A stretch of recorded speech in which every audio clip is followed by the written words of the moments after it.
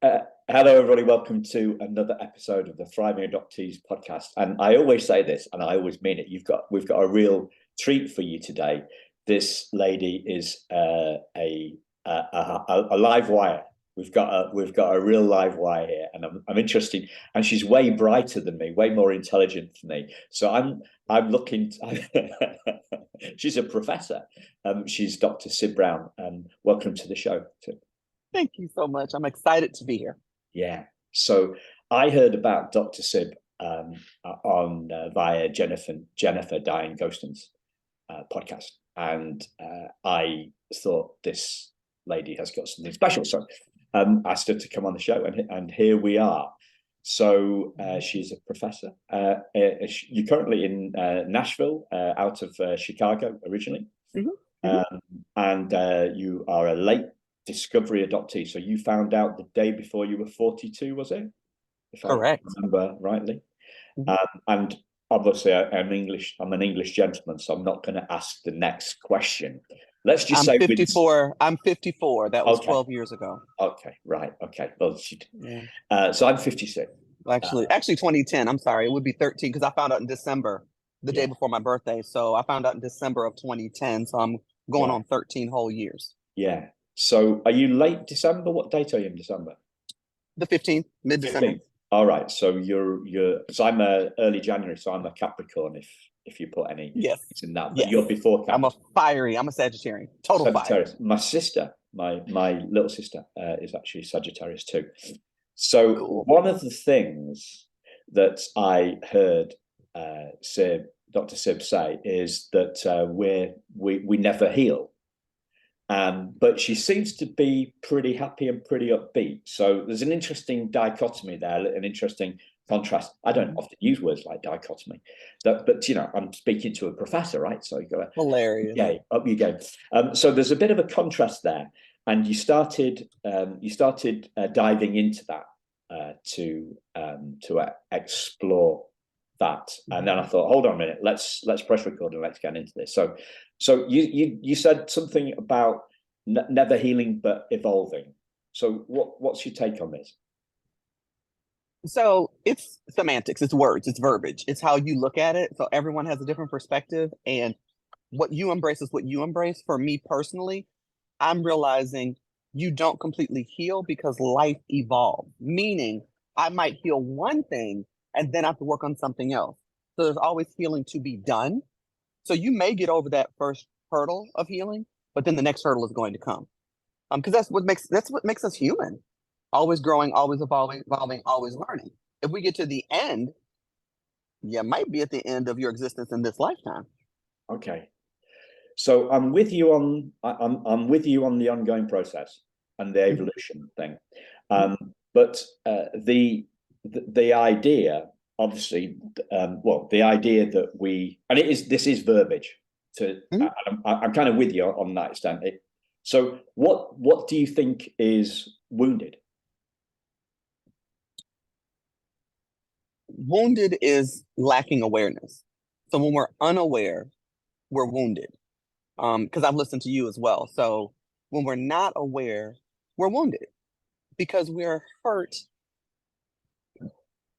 We're accepting the human definition of hurt, which is wounded. When you're going spiritual and metaphysical, you're in a whole different state of awareness. You're aware of it differently. So woundedness is real. For me, the primal wound is real because that was an initial wound. Maternal separation. I lost my mother at birth. I don't know if my mother ever was able to hold me, to talk to me, to touch me. I don't know. I doubt it based on what I've heard. But she wanted me. She really wanted me. So both of us left that situation wounded. There was a hurt. There was a primal energy, a primal harm that was done to both of us. Yeah. Now, within that woundedness, once you realize what it is, so let me be clear. Once I realized I was adopted, now I felt adopted most of my life because I didn't look like my family, even though it was the same race adoption. I didn't look like anybody. As a kid, I'm looking around like, is the choir director my mama? Because I don't look like these people. Like unconsciously, I knew. In my book, I say that I'm writing, I say, a bear cannot raise a lion undetected. And I don't know why humans think you can take one baby and replace it with another and you know, you can go biblical on that with the cutting the baby in half with Solomon. But the bottom line is we know who we are, and there are ways that we are wounded in the human sphere. And really the only way, Simon, and what I like about what you do is the only way to truly get to a place of healing is to get beyond the human definitions of all of this stuff. Because if we stay in the human realm, we stay in right and wrong. We stay in good and bad. If we go in the spiritual realm, we can get ourselves out of that layer of skin. And so once you shed that layer of skin, then you can progress. Now, let me be clear. Everyone's not in the same place, and there's nothing wrong with that. And some days I regress. Some days I'm the 2-year-old having a tantrum for sure. But I try to strive towards being light, just being light, period. You know, just be light, you know, LIGHT, and be light in spirit also. So anyway, I'll pause because I can go. Simon, Yeah. I can take you there. Let's go. Yeah. Funnily enough, I've just had a tantrum I'm trying to sort out some financial stuff for my mum. And the financial advisor, I'm asking him very simple questions. He is making money out of us. He should be answering the questions. And he's just saying, I don't know the answer to the questions. Not, I'll go and find out. I'll ask my colleague and I'll find out. He's not solving my problem, right? And I've been having a tantrum about that. So I'm familiar with the tantrum stuff too. I think one of the interesting differences between your story, as I see it, and my story is that I didn't feel different. You felt different growing up. I didn't feel different. I didn't feel I didn't feel like I was the bear being raised by the lions, or that way. I didn't feel like that. So I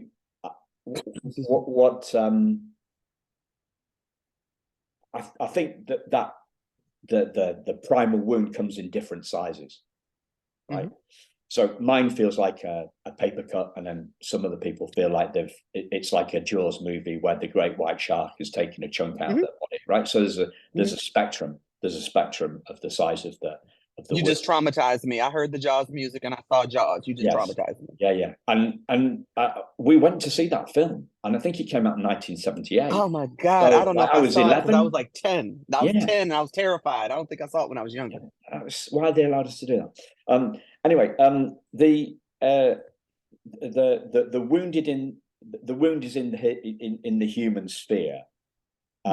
And one of my go-to places when we get near this is a quote, and I apologize if you've heard it before, but I think it sums up beautifully. Oh no, it's we're not human beings having a spiritual experience. We're spiritual beings having a human experience.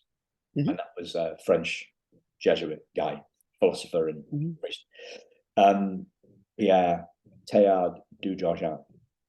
And so for me, the wound is definitely in the human sphere, not in the spiritual sphere. So where I see that then is that I have felt wounded. I've definitely felt wounded. But the essence of me, that spiritual side, the spirit or the consciousness or the awareness, that hasn't been wounded. The closest bit I've got to that, is a like a car metaphor I've got is a car where these days they're built with crumple zones. Cars are built with crumple zones. So the crumple zones are that take the brunt of the impact, and the crumple zones are a metaphor for our feeling, and the cabin, the space inside the car, is the bit that's untouched because the crumple zone have borne the brunt of the impact. That's the bit that's wounded, the essence of who we are. But with all that, Simon, in terms of interest and reaching people, they don't want to hear this yet. A lot of adoptees are in so many different stages, and the majority that are in support groups and listening and searching and seeking are seeking resources and help where they are.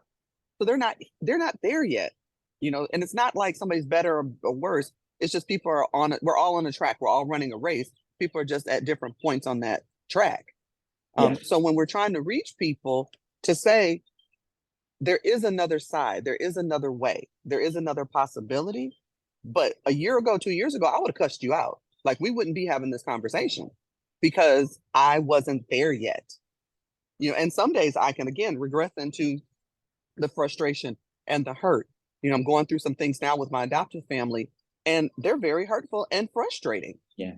But I don't want that to define me. You know, that's why I think I've struggled writing my memoir. I've written a lot, but I'm not ready to publish it because it's a permanent record of who I thought I was at that moment. And people are going to trap you in that moment.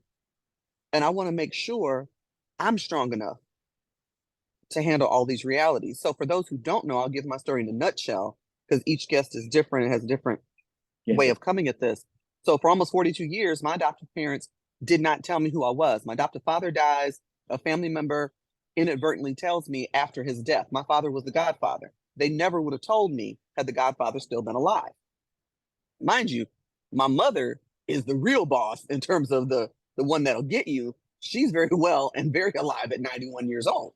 And mama's mama. You know, I tell her as my adoptive mother, she's mama. I mean, you get no other title than mama, you know, because she had her concerns when I found out, and there was a whole unraveling that many of you have experienced.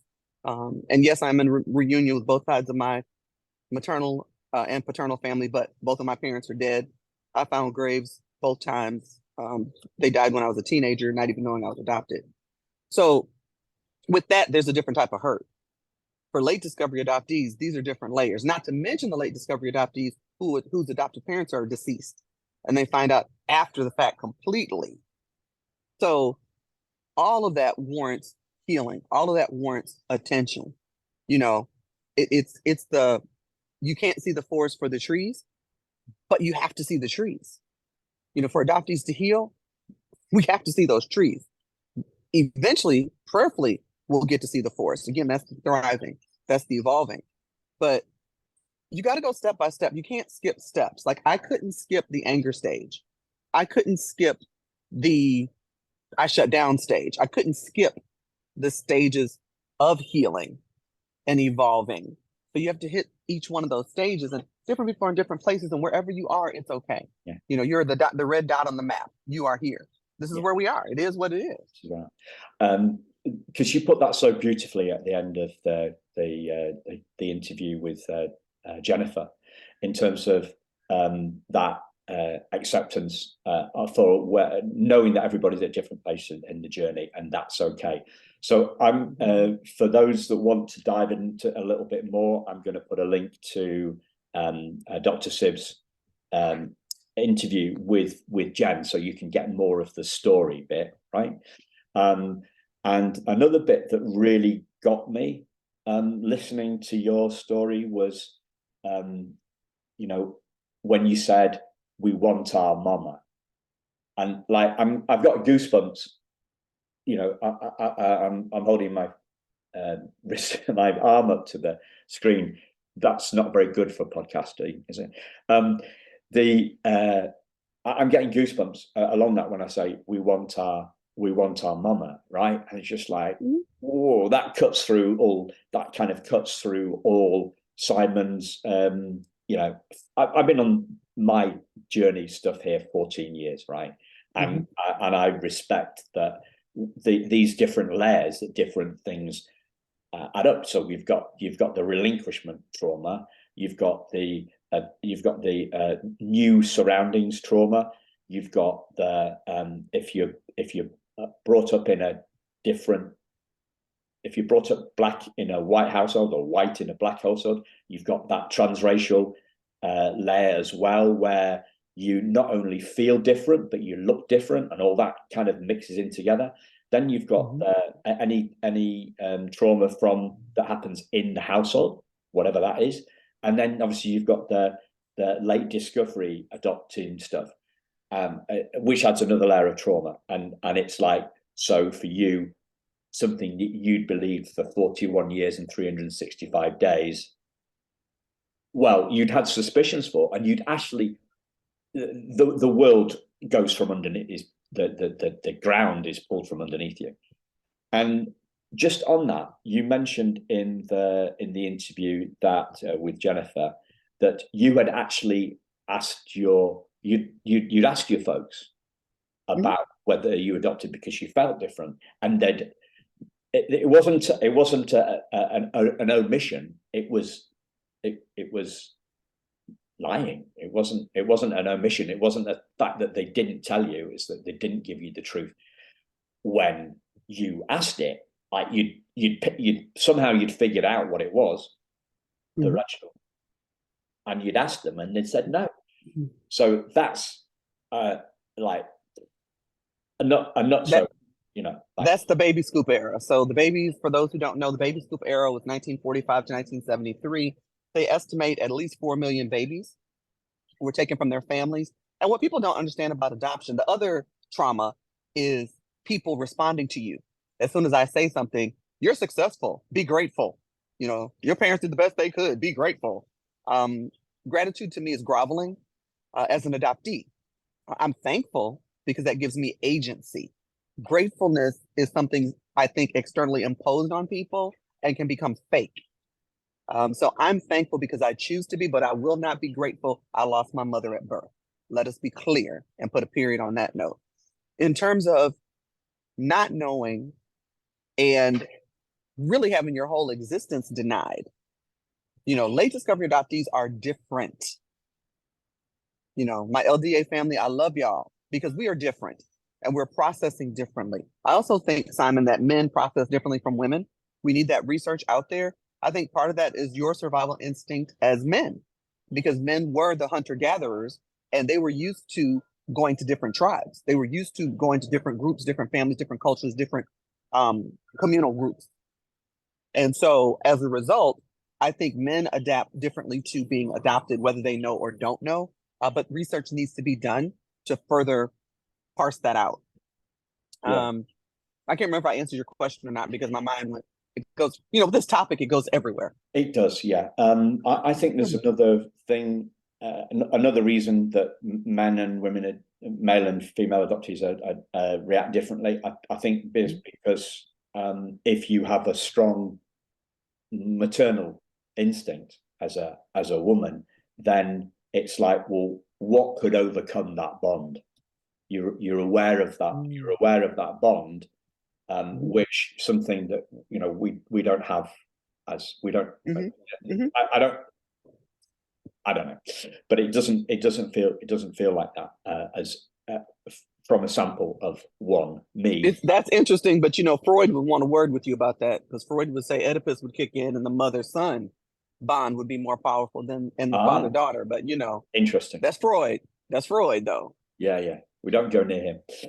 Well, I haven't. So, but I want to take you back about 5 minutes. You said, "Oh Lord, what did I say?" I would have cussed you out, Simon. And then, well, but you didn't cuss me out. So some things must. No, I said years ago. I said, yeah, years ago, because it's a fog. It is a confusion.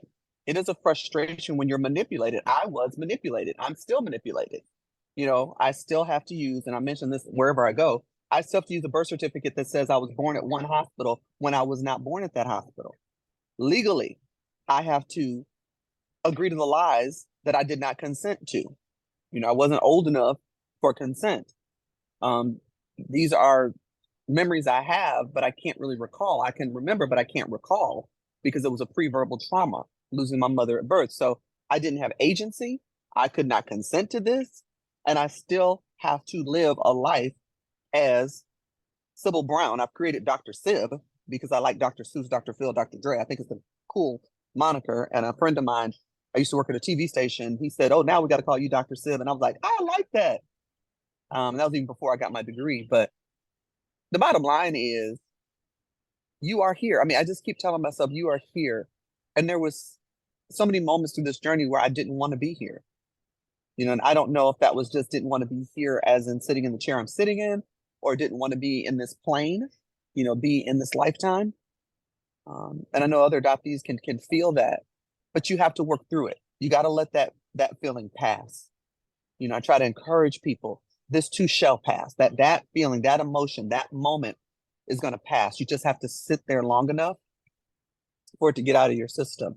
In order to thrive, we've got to be able to sit in that discomfort. And we have a level of discomfort most people could not imagine. Oh, I know, I was going to say real quick. They were taking babies. People have this misnomer that adoption is such a glorious thing. In some cases, it's necessary. My personal opinion, the only time adoption is necessary is if the mother is dead or beyond rehabilitation. Dead or beyond rehabilitation. Not like the 60s and 70s and 1940s, 50s, and 60s when they were scooping the babies up. Why? Because women were cheating on their husbands who were in the military. Why? Because the white woman got pregnant by a black man. Why? Because the teenager did what teenagers do, had sex and had a baby, and the family was ashamed of that baby and they had to get rid of that shame. Yeah. But the funny thing, when they get rid of the baby, they put the shame on the baby. The baby embodies the shame. The baby takes the shame with it. The people who get rid of the baby think they get rid of their shame, but the shame was also placed on the birth mother. So, there's a lot of things to have conversations about. But I definitely want to add that because I know people are so opinionated about adoption. Adoption's like politics and race. You end up in fights and it's like, I'm an adoptee. You will not any longer tell me how to feel, how to think. You're not going to tell me what my life was. People tell your story. Then when you go to tell your story, they try to correct it. You can't edit my story. I'm living my story. And my story is thriving. Do you get, listeners, do you realize why I said live wire after speaking to this lady for 2 minutes? So I want to go back into what changed for you. You said years ago you would have cussed me out with my philosophical sounding ramblings, let's call them that. And now you're not, or you're just being polite. But what's changed for you? I've changed. I've changed, Simon. I mean, you evolve. Again, the goal in life is to evolve. I was raised in Catholic schools. We had retreats. I was raised in the Baptist church. So I'm already spiritual. But when the pain hit me so intensely of the realization of being lied to, of losing my mother, I never got to touch my mama, y'all. Some of y'all would go dig your mothers up with your nails to hug your mother again. Society took that from me. Well, you got another one. That wasn't the original. You cannot wean a daggum puppy for so many weeks. You have more respect for dogs than you have for humans. That's the problem. How do you think it is to take a human baby from a human mother and you won't do it to dogs? So years ago, I was just so angry and frustrated, and it took time. It took time. And everybody's timeline is different. You're not going to evolve at the same pace. But the key is that you do evolve. You do thrive. You got to figure out, how do I get over this hurdle? I got to jump this hurdle. There's going to be more, but I got to jump this hurdle. Yeah. And I got tired of being mad. As you get older, you don't want to mess your blood pressure up and your health and everything else. And, my thing is they tried to kill me. I mean, they killed who I originally was. They killed my name. They killed my essence, so to speak. Not my essence. They killed my humanity, not my essence. And so my revenge is living. My revenge is thriving. My revenge is being here. One of my grandparents did not want me. The sin and shame had to go away because it marked, the family. And, people don't want to deal with that, but that's what happened. Yeah. So what shifts? What were the key moments? What were the key insights? What were the key belief busting moments, aha moments, epiphanies, whatever you want to call them? What were the bits that were the landmarks, are the landmarks on this evolution tale? Because what I'm trying to do is hold up the learnings that the guests have had up to the light, where the insights that have changed you, in the hope that some of those insights spark some insights, catalyze some insights in the listener's mind and heart. What, I was speaking at an event in Vermont, And we went to a restaurant, and it was an Asian restaurant. And we get there, and I'm talking to the guy and asking for my seat. And he says, I don't work here. And he happened to be the husband of one of the faculty members I was with. I was mortified. I was so embarrassed and so ashamed. And I felt it so deeply. Like I erased myself in that moment. And in order to come out of that assignment, I had to keep telling myself, I made a mistake. I'm not a mistake. I made a mistake. I'm not a mistake. It's okay. And I actually told the people I was with, I told them what I was thinking and what I was feeling. And they said, that's huge that you realized that. And no, you didn't, you're not a mistake. It's okay. And so that was a critical piece for me personally, because being born to one mother, taken away from her, makes you feel like a mistake. Like something was wrong with you. You were defective in some way, that they took you from your original, precious, beautiful mother who spiraled as a result of them taking you from her. So that was one. When you asked me, I really didn't have an answer. Honestly, that answer just was an organic response. Yeah. Yeah. Well, that's what we're after. It's the truth of the truth of the matter. Do any others come to mind? That was a big one. That was a huge one. I think also the "you are here" piece is huge for me too, because going through this journey, sometimes you don't want to be here. Sometimes you want to take yourself out of this. You really do. But you've got to fight through that. You've got to rest through it. So recently I read the book Rest is Resistance, and that notion of just being still, from the spiritual plane, for those who are Christian, be still and know. We're supposed to be still. Right now, the world is going so fast, it's creating anxiety in the atmosphere. So you have to take a huge step back and rest and exhale. So I've been doing a lot of just resting, and that's not lazy. Jokingly, but dead serious, Snoop Dogg smokes weed. Steve Jobs did LSD. People did things to shift their minds out of this plane so they could relax enough to be creative. I'm not advocating drugs, but I understand the notion of we have to be still enough in order to get through this. So I started being still.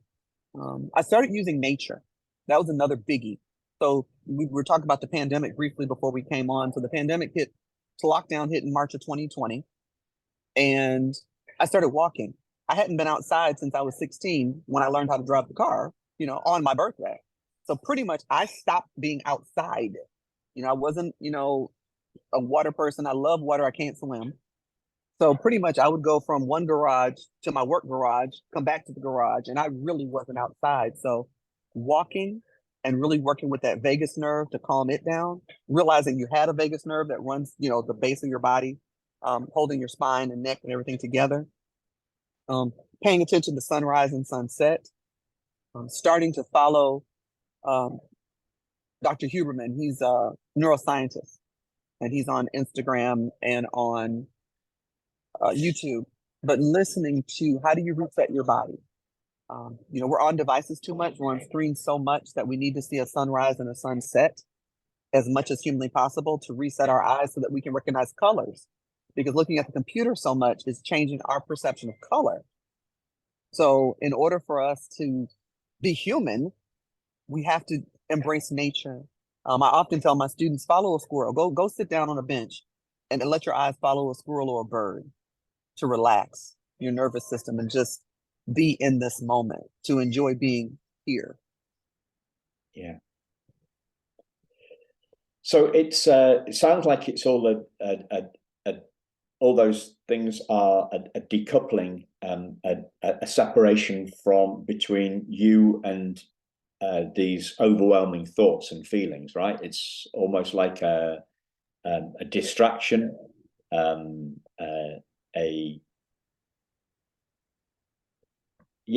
disengaging from a very active mind. And as a professor, you've got to have a very active mind, like a indeed, right? So all these things are ways of taking a step back from the chaos of our experience. Mhm. Yeah. You have to. I mean, you have to. Your mind will take over. I enjoyed listening to Michael Singer. I've listened to The Untethered Soul on YouTube several times. And I love that book because it talks about your essence. You're the witness. I'm talking, but something in my consciousness and in my essence is witnessing this moment. There's something else there. Who's hearing you talk? Your mind, you hear yourself talking in your head. Don't do this. Turn left, turn right. You're not safe. Run. Do this, do that. There's an essence listening to that. And we are the witness. And so learning that, knowing that is powerful. Using it is more powerful. I'm aware of a lot of things. I've read a lot. I've seen a lot. I know a lot. But often the distractions in the present stop me from being all who I can be. And so I can tell you the right things all the time. It doesn't mean I do them. People are like, oh, you know so much. I know what I'm allowed to know in that moment because I realize things we forget. And I realize that this notion of knowing everything gets into comparison. And I don't like that anymore. Like I'm trying to get out the rat race, Simon, to be honest with you. I just don't want to be a rat and a hamster on a wheel anymore. I know we're more than that. And once you realize that and open that door, you can't shut that door.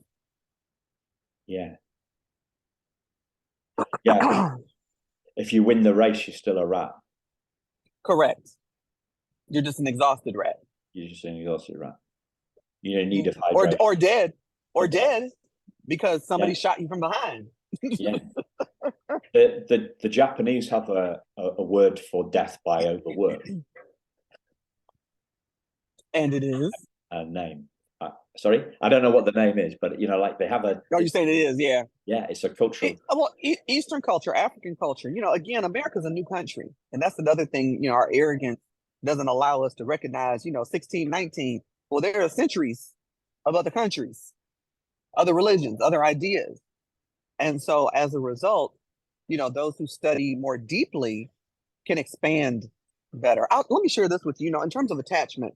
So we know in attachment theory, especially for adoptees, if you haven't studied anything about attachment theory, it's beneficial to understand your attachment style. Most adoptees are anxious or avoidant. So there are three types: secure, anxious, and avoidant. And most of my life, I've had an anxious style. But attachment in and of itself is the danger. Rumi and other Eastern philosophers and African philosophers will tell you being attached to anything causes suffering. So if I'm attached to the idea that I have to get that promotion and I don't get it, I suffer. If I'm attached to the idea I'm gonna get that man and I don't get that man, I suffer. If I don't get that car, if I don't get that house, likewise. I've always struggled with people asking you what you want. I thought it was because I was adopted. Now knowing that I'm adopted, I thought not knowing what I want was an adoptee thing. I really believe on a spiritual level, I know better than to want, because then my joy is attached to getting that thing or not getting that thing. And joy needs to be in and of itself the goal. This joy I have, the world didn't give it to me. The world can't take it away. So if I put my want and my hope and my attachment into something external, I'll never have peace.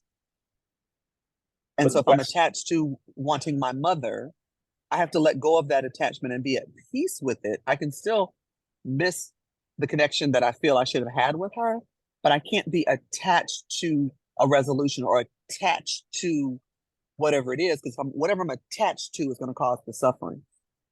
And we're like I say this all the time, but feelings are an inside job. But in the Western Western world, the culture is I'll be happy when. Right.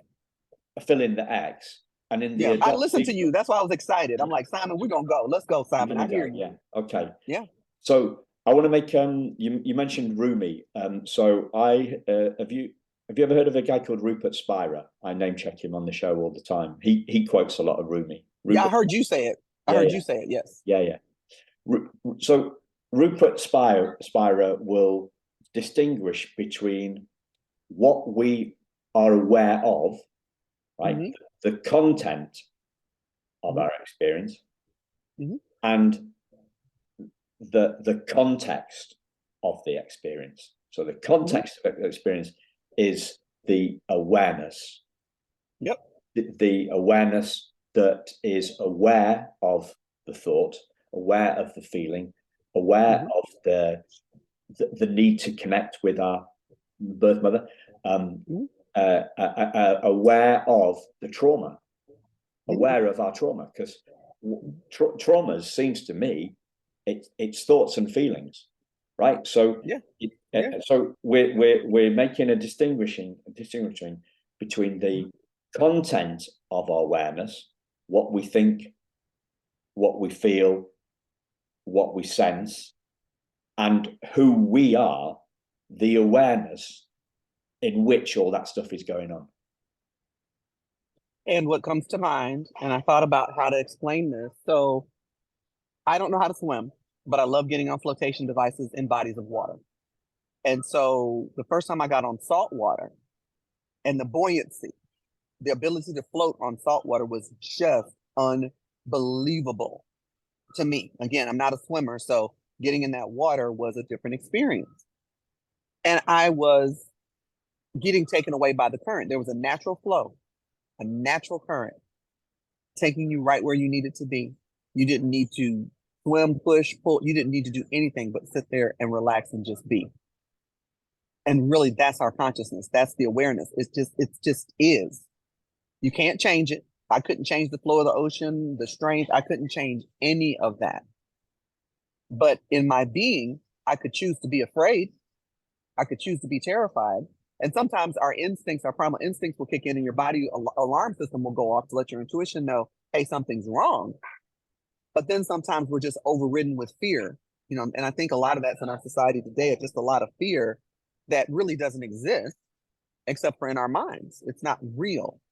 But that awareness that you speak of, that content and that context, I thought of the water. The water was a great example of that freedom of thought, freedom of movement, decoupling of context and content. I can choose to be mad. Madness is a choice. I know it's hard to think about it when you're in the moment. It's a reaction. Anger is an explosive reaction. And then I have a choice how far I take that once I come to myself. Sometimes you're out of your mind, which is why the old folks in the Baptist church prayed for a right regulated mind. Sometimes anger takes us out of our mind. That's why we say that's an unregulated mind. Because when we're in our bodies, when we're connected to the mind and body and the awareness, we realize that's an emotion. I've experienced it. It's giving me information that I need, but I don't have to accept that as who I am. So in as few words as I can sum this up, we are the awareness, not what we are aware of. Correct. Absolutely. And you and I didn't say that. I mean, there are many people, spiritualists, psychologists, philosophers who have told us these things, and we need it more now. Dr. Brene Brown. I love Dr. Brene Brown's work. So there are just so many people out here screaming right now. Eckhart Tolle. Is that how you say his last name? I'm not sure. Okay. I have to say, I apologize because it's Tolle, or it should be Toll, so to speak, but I'm not sure. So I apologize. And I should know because I've heard it pronounced by many people, but I'm not sure who's pronouncing it correctly. At any rate, The Power of Now and his other books and the consciousness, everybody keeps saying right now in a society that's as toxic as we're in right now and as traumatized as we're in, we need more awareness. You need to take a step back, get out of the ego, get out of the 2-year-old. The 2-year-old is arguing. You can see it when the politicians are on TV and the 2-year-old shows up. It's blatant. And it's like, you need a timeout. You really need a timeout because you're not even hearing the words that you're saying. But that toxicity, this environment, we desperately need the breathing, the mindfulness. People, it's the ooh. No, the mindfulness and the breathing brings us back to ourselves because what's in our heart, the aliveness in the heart, the openness in the heart is where the joy comes in and out and where the joy flows. And realizing that is a critical piece of healing. But again, you got to be ready for that. And some days I'm more ready for that than others. Some days I'm just like, I don't want to hear that. Right now, I just found out another lie or another secret, that came out about my life. My life is unraveling. I keep telling everybody, this is a big old ball of yarn. It's unraveling and I'm doing my best to help it unravel. But there are kinks and knots that I don't even know exist because I've been lied to and manipulated by this system of adoption, which now is a more than $20 billion industry in America. Yeah. So I am a swimmer, and I'm going to give you a metaphor I came up with a while ago for these that perhaps help us separate this stuff out. So I'm in the swimming pool. It's busy, and I'm trying to get past. I'm usually one of the faster people in the pool, right? I'm trying to get past these slower swimmers. So as I try and get past because the water's really busy, my body is taking a buffeting, right? So that's what's happening to my body. What's happening in my head is, why did all these people come swimming? Did they not know that this public this public pool is actually Simon's, private pool, right? Yes, So that's what my mind's saying, right? And so the body's taking the buffets, the buffering. My mind is going nuts with all sorts of 2-year-old histrionics, right? And then above me somewhere, like the lifeguard, right? So my awareness is like the lifeguard up his ladder, like 6 foot up in the air. This is in Tadcaster, North Yorkshire, under a roof, right? This is an Baywatch type lifeguards, right? But the awareness part of me is like the lifeguard, totally unbothered by the way that my body is being buffered, totally unaware, totally not bothered about the rubbish that's going through my head, just chilled out. So that's body, mind, consciousness, or body, mind, and essence. So yeah, that hopefully that helps. That visual metaphor gives us a perspective, right? It's the perspective. The body. And something you said made me think about it. With the body and mind are disconnected for most adoptees. That's the problem. You disconnected our body and mind when you did maternal separation. It caused an internal fracture, and so we have to often heal our connection to our mind and body. When I'm still in therapy, my therapist mentioned about my intuition. I said my intuition has always been off. I've always had to ask people, "What do you think? What should I do?" Even though my original thought, like my first gut reaction, is always the right reaction, but I had to keep overriding my intuition system, which is connected to intimacy, which is why we're thrown off. Because without intuition, how do you have intimacy? Without self-love, Whitney was right, learning to love yourself. So all these pieces are coming at me at the same time, Simon. So I'm really evolving in real time, real fast. And really it's the realization, because we have the awareness, we have the information we need. It's already in us. It's a matter of us getting to the space and place where we can hear it and we're ready for that door to open. So to go back to your swimmer's analogy, you got the lifeguard, you got the swimmer, well, then you got the ropes that are way out. And so you want to go into deeper water, but you got to wait until you build the muscles and the confidence and the stamina to go out in that deeper water. So each of us is in a different place. Some people are on the beach watching the water. Some people might wade into the really shallow end. Some people might let it go up to their knees, up to their waist. Finally, I'm going to let it go up to my neck, and then I'm going to put my head in. We're all at different places, but we're all together. We're all in the same body of water and on the same beach.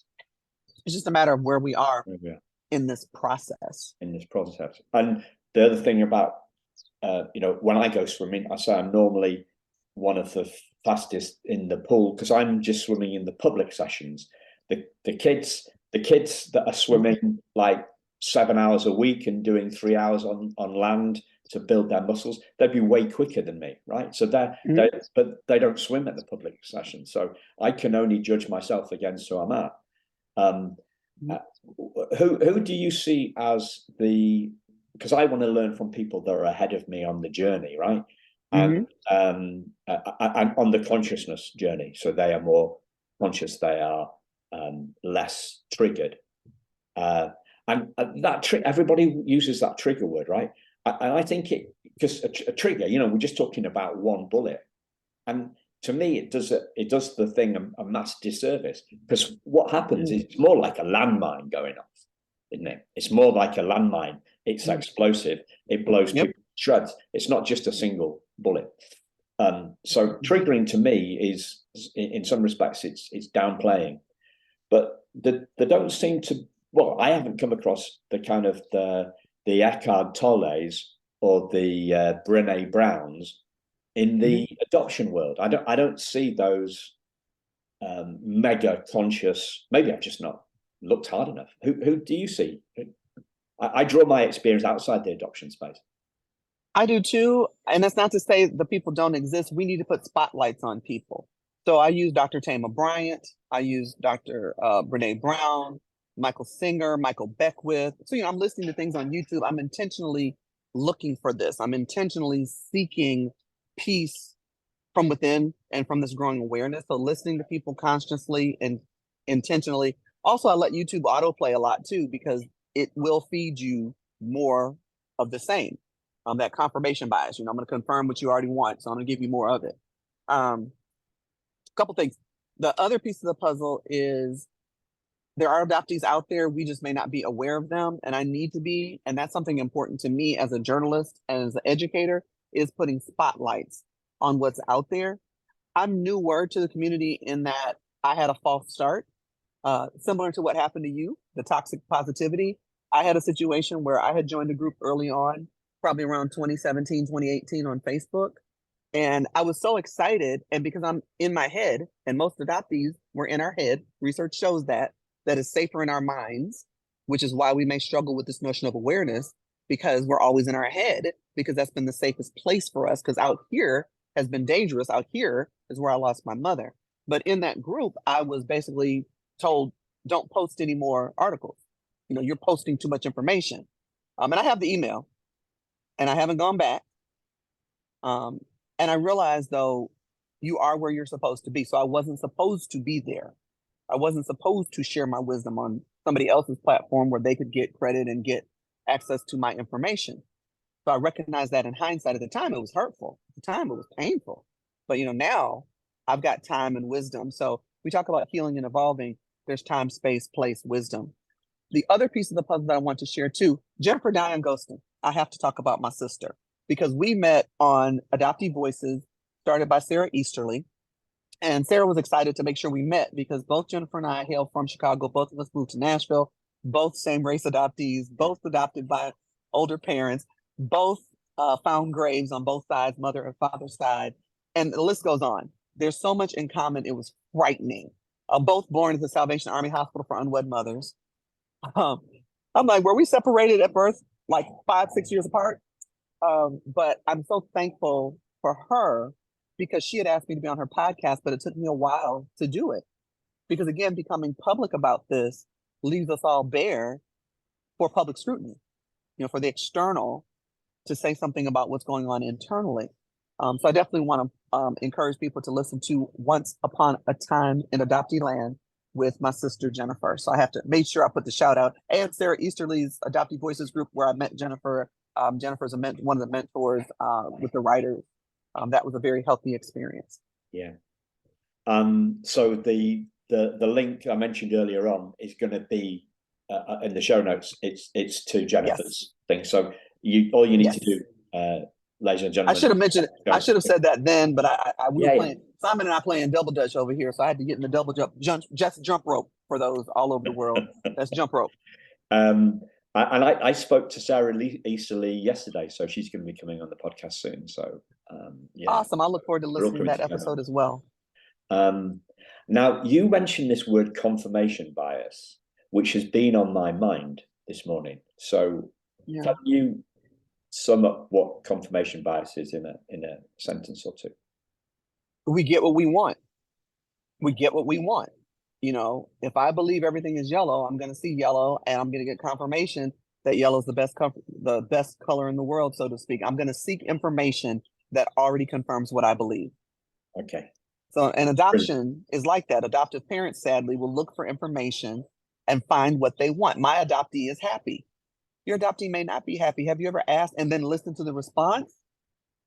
But a disproportionate number of adoptive mothers are narcissists. And that's research that needs to be explored as well. And that's a problem because sadly, what most adoptees get, you're all right, aren't you?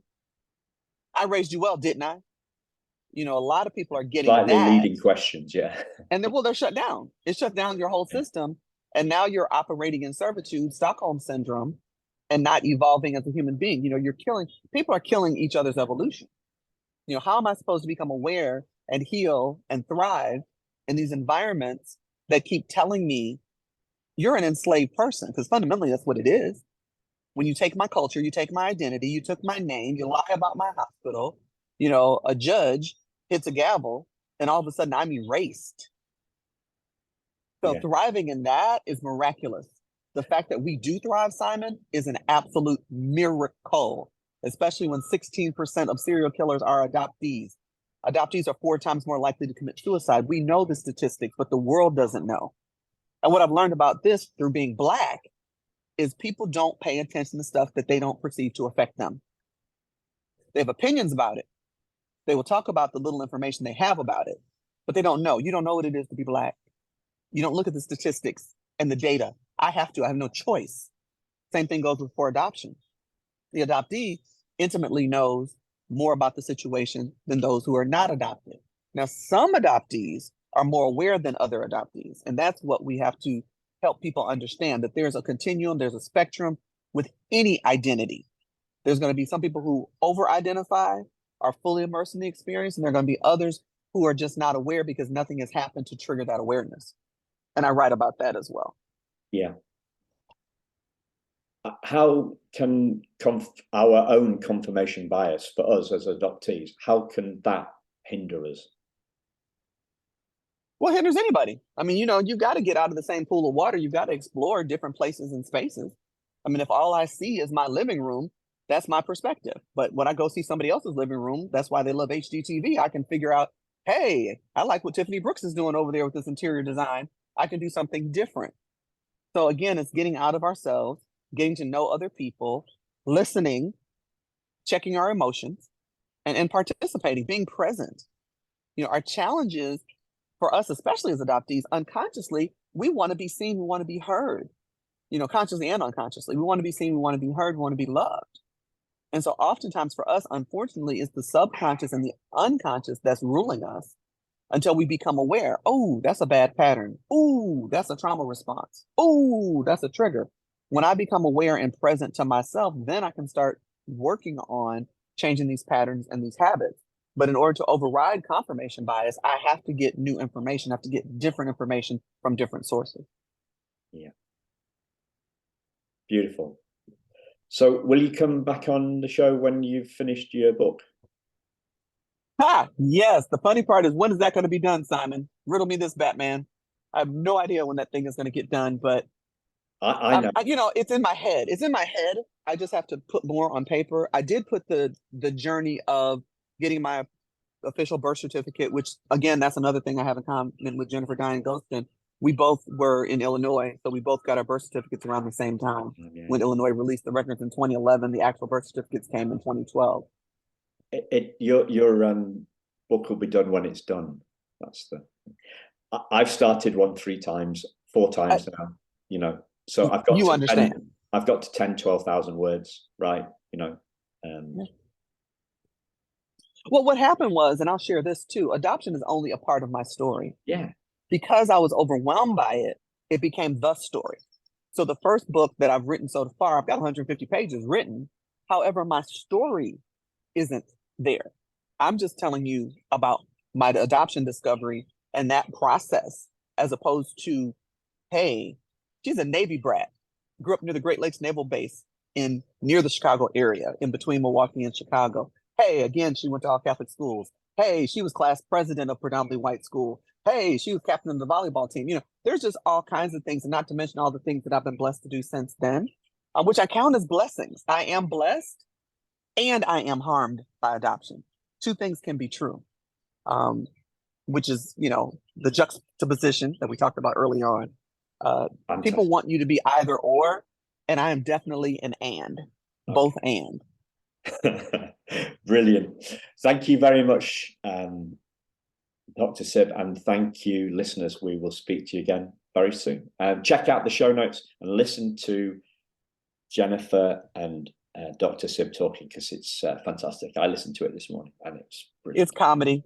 I'm going to be a comedian, by the way, because that's what the world needs, is laughter and love. Peace. Speak to you soon, listeners. Bye-bye.